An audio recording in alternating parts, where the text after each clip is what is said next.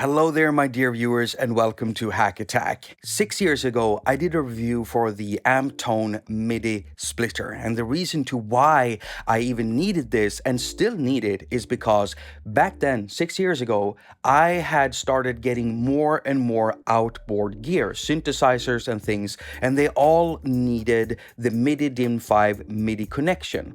Now, people asked me, Jakob, what do you do when you're out and about? How do you split up the MIDI? And the thing is, I didn't have a solution back then. So I started looking for one that could be powered with a battery.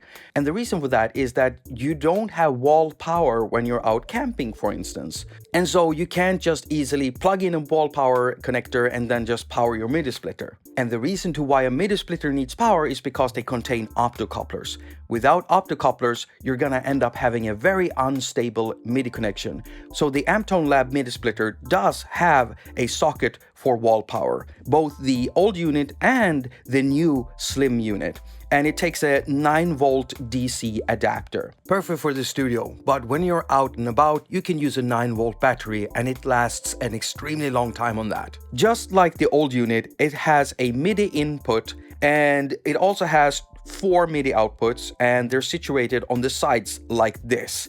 And on this one, it was situated like this. And I can say that I actually like the placement of the ports better on this one. So that's another good upgrade. Now, there has been a few other upgrades. As you can see, the old unit here is bigger than the new unit. The newer unit is much smaller, both this way and also that way, and also this way. So the new unit is way more compact. And there's been 2 more changes actually, and it has to do with the switch. As you can see, the old one has this flip switch like this, and I never liked that because I was afraid that when I put this in my bag, I would accidentally have this press against something and ruin something else. Well, it turns out that the guy over at Amptone Lab, he fixed it. As you can see, the new unit has this very neat low profile switch, and it just looks better and it feels better because it doesn't feel like I'm gonna accidentally hit this, and it doesn't feel like this is gonna ruin anything if it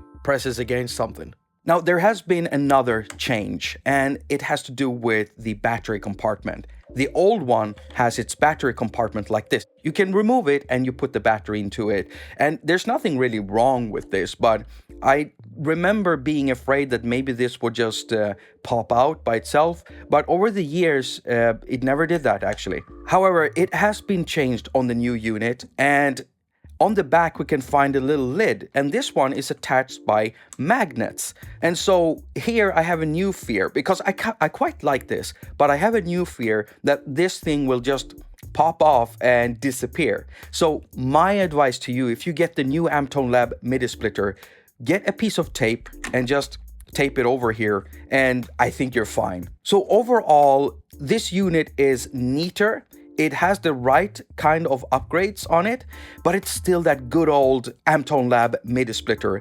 And I've been testing this out now for a few months, and it works just as well as this MIDI Splitter here. And so do I recommend it? Yes. And I also want to say that for this one, I didn't pay anything. This thing literally just turned up in the mail one day. I didn't even know that Amptone Lab was gonna send it to me. So I have no obligations of actually reviewing it, but I'm sure that he was hoping that I would be reviewing it, and now I am.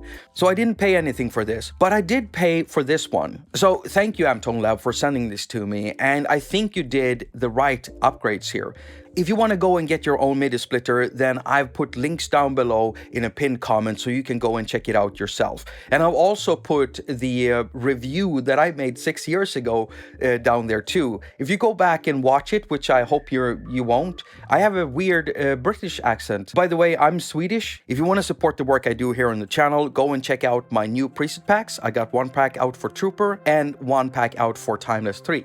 And if you don't want to do that, you can check out my music. There's a list of links down below in the pinned comment. And if you don't want to do that, I got Patreon and PayPal. And patrons actually get to download those preset packs without any extra charge. If you don't want to do any of it, that's fine too. As usual, I wish you a very productive week. Now go finger all of your stuff and have a lot of fun doing it.